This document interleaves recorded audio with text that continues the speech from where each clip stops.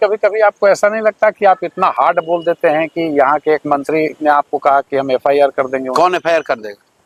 अशोक चौधरी ने कहा कि ना वो किए हैं, जाके मानहानि बेचारे किए हैं। सर्वदलीय नेता नीतीश अशोक चौधरी, देखिए हम लोग यहाँ सुनते हैं। सर्वदलीय कैसे? मैं बता रहा हूँ कैसे। जैसे हम लोग सुनते हैं ये नेता इस दल में थे, छोड़कर दूसरे दल में चले गए, दूसरे दल को छोड़कर तीसरे में चले गए। अशोक चौधरी इन सबसे ऊपर है। उन्होंने इतना दिमाग लगाया कि एट ए टाइम हम सब दल में रहेंगे। तो उनके पिताजी कांग्रेस में, ये खुद जदयू में, बेटी लोजपा में, दामाद आरएसएस भाजपा में, और अब कोई हमने बताया भाई एक आरजेडी बचा है, उसमें कोई भगिनी भतीजा बेटा भाई किसी को डाल दो। तो इसलिए मैंने कहा ये सर्वदलीय नेता है, किसी भी दल को वोट दोगे इसी को जाएगा। जैसे हम लोग कहते हैं ना भोजपुरी में कि घी चाहे दाल में गिरे भात में गिरेगा थाली में ही। तो अशोक चौधरी सर्वदलीय नेता है।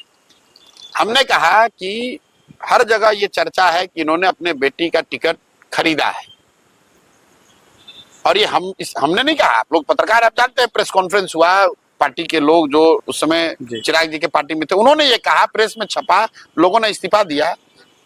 तो ये आदमी कहा कि हम जाके इनको प्रशांत किशोर पर मानहानि करेंगे। तो जा कर दो भाई।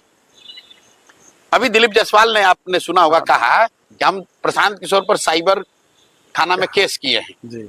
अब बताइए, इस भाजपा का राज्य का अध्यक्ष वो केस किया है और अभी तक पुलिस हम तक आई नहीं, हमारे पास आई नहीं भाई। या तो पुलिस उसकी सुन नहीं रही है, फर्जी बोल रहा था ये आदमी।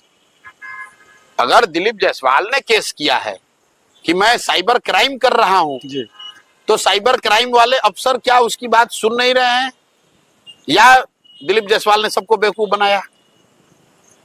तो प्रशांत किशोर इस तरह की गिदड़ भपकी से डरने वाले नहीं है। प्रशांत किशोर यहाँ बालू माफिया नहीं है।